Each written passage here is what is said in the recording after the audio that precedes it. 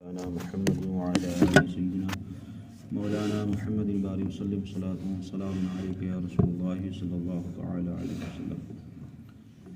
بسم الله الرحمن الرحيم. وعن ابن عباس قال مر النبي صلى الله عليه وسلم بقبرين فقال إنهما ليعذبان وما يعذبان في كبير.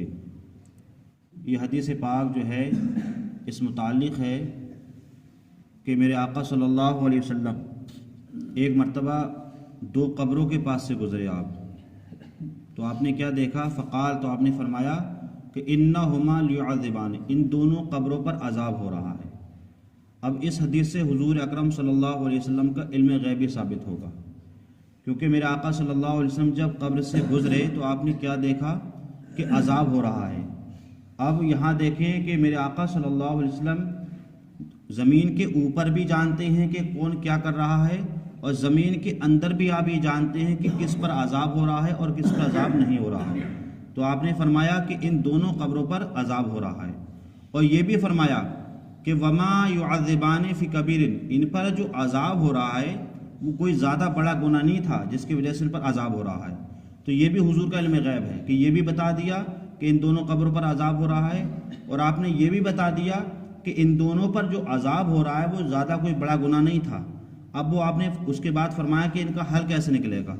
فرماتے ہیں کہ اما احدہما فکانا لا ينتصر من بولی، ان میں سے جو ایک پر جو عذاب ہو رہا تھا وہ اس وجہ سے کہ یہ پیشاب کی چھینٹوں سے بچتا نہیں تھا، مطلب احتیاط نہیں کرتا تھا. مطلب جب پیشاب کرتا تھا تو احتیاط نہیں کرتا تھا، کچھ نہ کچھ پیشاب کی چھینٹیں اس کے بدن پر کپڑوں پر آ جاتی تھی، اس لیے نہیں بچتا تھا.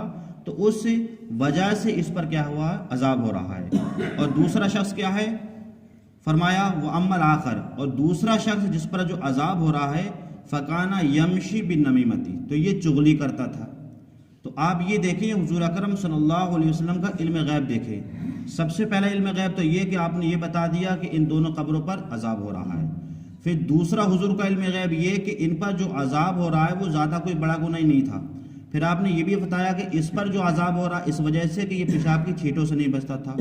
اس بار پر جو عذاب ہو رہا وہ اس وجہ سے کہ یہ جو ہے وہ چغلی کھاتا تھا. اب میرے آقا صلی اللہ علیہ وسلم نے کیا فرمایا؟ ثم اخذ خریدۃ رطبۃ، پھر آپ نے ایک ترخ شاخ لی، آپ نے ایک ترخ شاخ لی، اور شاخ لینے کے بعد فشقھا فی النصفین، پھر آپ نے اس کو توڑا، ایک حدیث میں چیرا اس کو، مطلب اس کے دو ٹکڑے کیے، اور ٹکڑے کرنے کے بعد ثم غرزوا فی کل قبر واحدۃ، پھر ہر ایک لکڑی کے ٹکڑے کو ایک ایک قبر پر گاڑ دیا. اب گاڑنے کے بعد صحابہ نے کہا قالوا یا رسول اللہ، یا رسول اللہ لما صنعت، آپ نے ایسا کیوں کیا؟ مطلب ان پر عذاب ہو رہا تھا، آپ نے لکڑی توڑی، دو ٹکڑے کیے اور گاڑ دیا، آپ نے ایسا کیوں کیا؟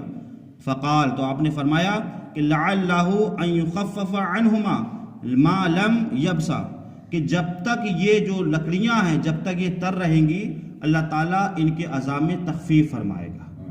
تو اب آپ یہ دیکھیں کہ آج ہم جو قبروں پر جب مردہ دفن کرتے ہیں تو ہم ایک لکڑی رکھتے ہیں، ببول کی لکڑی. میرے آقا صلی اللہ علیہ وسلم نے اس دور میں اختلاف حدیث میں کہ ببول کی لکڑی تھی یا کھجور کی لکڑی تھی، کیونکہ اس دور میں کھجور زیادہ پائے جاتے تھے. بہرحال یہ کہ آج ہم جو لکڑی رکھتے ہیں وہ اسی حدیث سے ثابت ہے، کیونکہ جب تک قبر کے اوپر یا قبر کے اوپر کوئی چیز تر رہتی ہے جب تک وہ اللہ کی تسبیح، اللہ کا ذکر کرتی رہتی ہے. اس لیے علماء فرماتے ہیں کہ قبر کے اوپر جو گھاس جمتی ہے اس گھاس کو نہیں اکھڑنا چاہیے. قبر کے دائیں بائیں جو گھاس جمے اس کو صاف کر لینا چاہیے، لیکن قبر کے اوپر جو گھاس جمے اس کو نہیں اکھڑنا چاہیے. کیوں؟ جو بھی چیز تر ہوتی ہے وہ اللہ کا ذکر کرتی ہے، چاہے وہ گھاس ہو. اب اسی حدیث پاک سے ہم لوگ جو گلاب کے پھول ڈالتے ہیں تو یہ بھی اسی حدیث ثابت ہے. کیوں؟ کہ گلاب کے پھول کیا ہوتے ہیں؟ تر ہوتے ہیں. اس میں دو فائدے ہیں، ایک تو وہ تر ہوتے ہیں، اللہ کا ذکر کرتے ہیں، اور دوسرا وہ خوشبودار ہوتے ہیں. تو گویا کہ یہ بھی کیا ہے، تو جو بھی چیز جو ہے ہم ایصال ثواب کرتے ہیں اور ہم جو ہے جو بھی چیز تر ہوتی ہے وہ اللہ کا کیا ہے؟ ذکر کرتی ہے. تو گویا کہ میرے آقا صلی اللہ علیہ وسلم کو علم غیب ایسا تھا کہ جس طریقے سے آپ زمین کے اوپر کے حالات کو جانتے تھے اسی طریقے سے آپ زمین کے اندر کے حالات کو بھی آپ جانتے تھے. وعن ابی ہریرہ قال قال رسول اللہ صلی اللہ علیہ وسلم اتقوا الاعینین قالوا وما الاعین، میرے آقا صلی اللہ علیہ وسلم نے ارشاد فرمایا کہ لعنت کرنے والی جگہوں سے بچو، جس جگہ لعنت کی جاتی ہے۔ قالوا، صحابہ نے عرض کیا یا رسول اللہ لعنت کرنے والی جگہ کہاں ہیں؟